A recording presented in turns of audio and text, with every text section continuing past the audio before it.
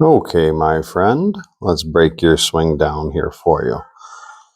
The first thing I want to show you is I'm going to draw a line right here, and I'm going to slide it over to what is called the axum arch. We are looking for, if you can, the ability to get the zipper on your pants or your belt back behind your ankles, well, the front of your shin. We need to get a little more weight backwards.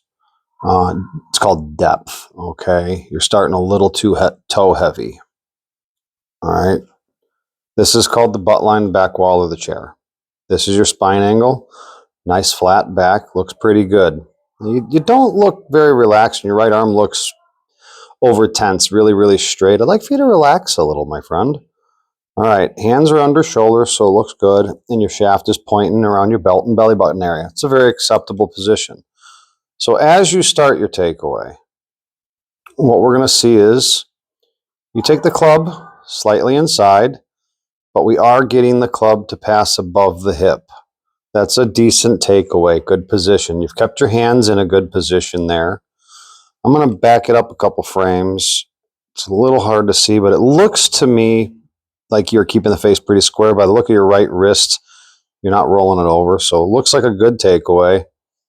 And here we're getting up to the top of the backswing.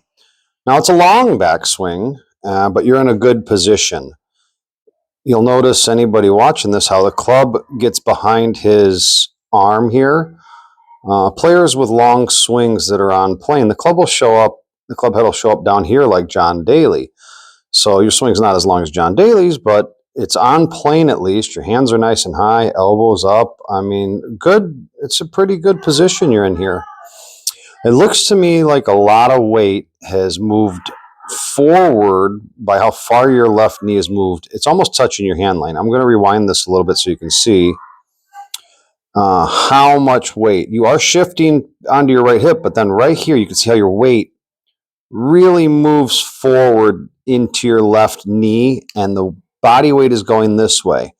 You are transferring weight to your left side, but it's going forward or towards the ball.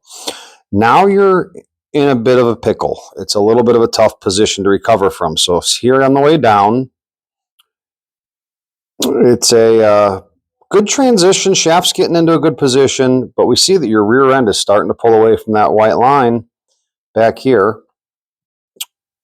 And as that happens, you're going to come into impact.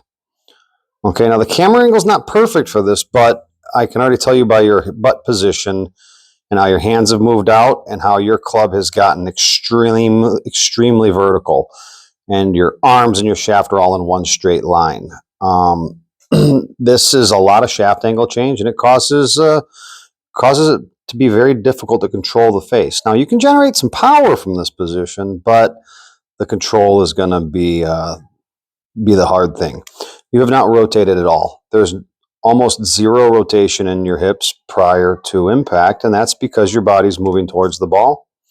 And it looks like it is stemming from, during weight transfer, you're moving on to the left knee's pushing forward.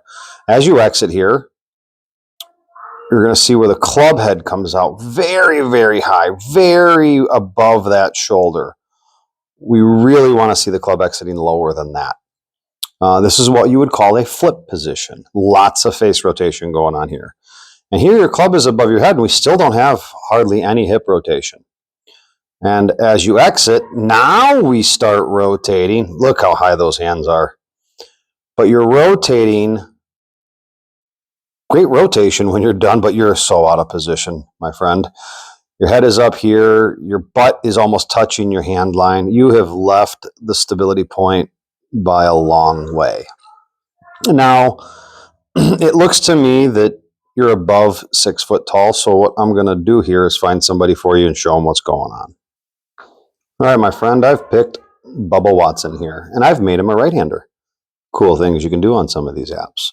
Now, the camera angle is close to your camera angle that you had, and Bubba is, I believe he's 6'3" or 6'4", so I think you look like a taller gentleman, so I'm picking this.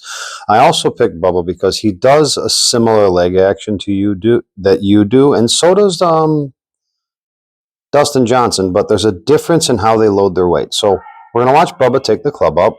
You see how it goes under plane a little bit, and then it comes up vertical. Now here at the top position, if the camera was right in the right angle, you would see his club hiding behind that arm, but the camera's not. So what we noticed is how Bubba's knee, left knee, really moves towards the hand line. His butt stays back really well. Okay, so very similar in the way you're swinging to him, but now on the way down, what you're going to see is Bubba, hands come in, club's right on shaft plane, maybe slightly under. You're going to watch Bubba come here into impact, and you're going to notice that his hands are returning where they started. Yours were coming out here. You also had very, very straight arms and shaft, and you can clearly see, I'm going to back up two of these. You're going to see there's a little angle change here from Bubba. He's not straight line like you are. The difference mainly is Bubba stays where he belongs. See how his hips have rotated? This is the move that professionals do. All right, let's give you back his spine angle and his hands. Okay, and you're going to watch how Bubba maintains his spine angle. And right here through impact, we're going to see a shoulder plane angle of around 39 degrees. Okay, we're searching for better butt back because that lowers the spine angle and then lowers that angle. And on the right angle, his club would be exiting under his shoulder a little better. But as Bubba finishes here, let's get him up to the finish. You're going to see how he's much more back close to here. Bubba's a unique character who can be out of a little bit of position, but his hands are so good he can get away with it. Again, I believe the camera angle and the cameraman here make this look worse than he actually is because the guy's phenomenal. So what you need to work on is stability.